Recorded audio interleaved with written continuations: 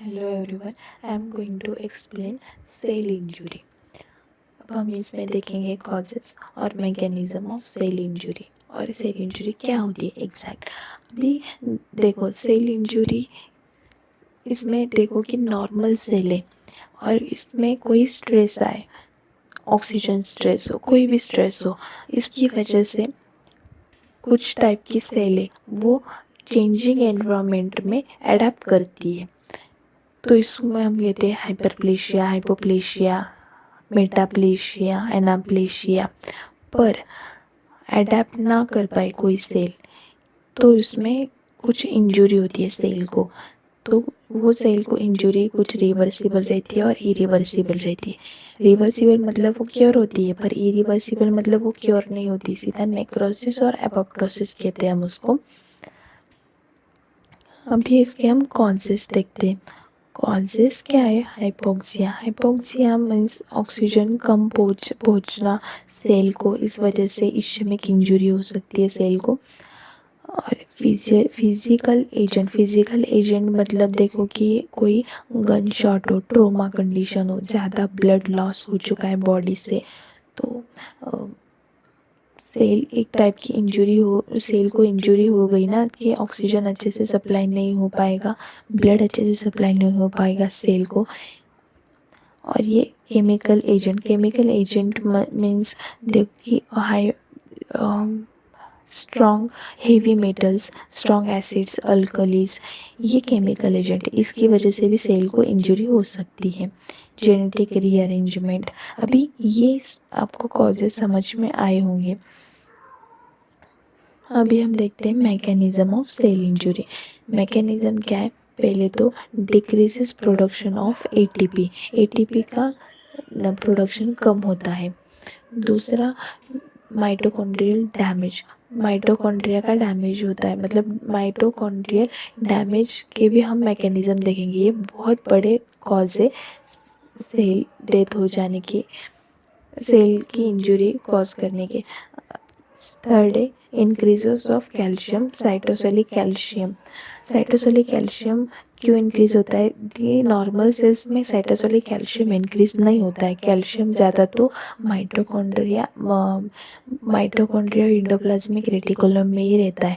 पर कुछ injury cause हो गई हो, हाइपोक्सिक इंजरी हो, इश्यमिक इंजरी हो, इसकी कुछ टॉक्सिन्स हो, इसकी वजह से एंडोप्लाज्मिक रेटिकुलम और माइटोकॉन्ड्रिया की परमेबिलिटी लूज होती है और वो सीधा कैल्शियम रिलीज कर देते हैं साइटोप्लाज्म में, तो साइटोप्लाज्म में कैल्शियम इंक्रीजेस।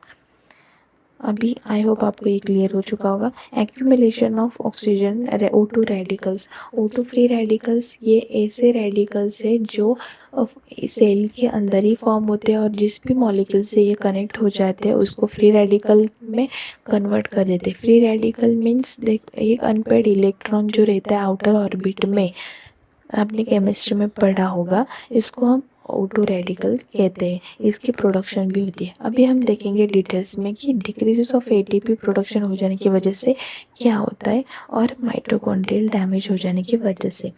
अभी decreases of production ATP, ATP का प्रोडक्शन डिक्रीज। अभी देखो एटीपी हमें सेल को हर प्रोसेस के लिए लगता है सेल में।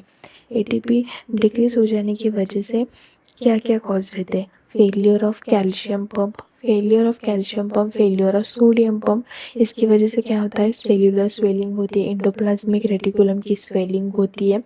एनाएरोबिक ग्लाइकोलिसिस इंक्रीज होता है, मतलब ऑक्सीजन की कमी हो जाने के बाद एरोबिक ग्लाइकोलिसिस होगा ही नहीं, एनाएरोबिक ग्लाइकोलिसिस होगा। प्रोटीन सिंथेसिस डिक्रीजेस, मतलब राइबोसोम अटैच नहीं होंगे एंडोप्लाज्मिक रेटिकुलम को, तो प्रोटीन सिंथेसिस भी कम होगा। ये सब कॉजेस होते प्रोडक्शन ऑफ एटीपी डिक्रीज हो जाने के। अभी हम इसमें देखेंगे कि माइटोकॉन्ड्रियल डैमेज कौन से। Mitochondria is very sensitive to all type of the injurious stimulus. इसकी वजह से माइटोकॉन्ड्रिया पहले इफेक्ट होता है। और इसमें हम क्या देखते हैं कि एटीपी डिक्रीज होता है, formation of reactive oxygen species, changes the permeability of mitochondria. Mitochondria permeability loose कर देता है। इसकी वजह से सब माइटोकॉन्ड्रियल कंटेंट है वो सब साइटोप्लाज्म में आता है, रिलीज करता है माइटोकॉन्ड्रिया सब कंटेंट।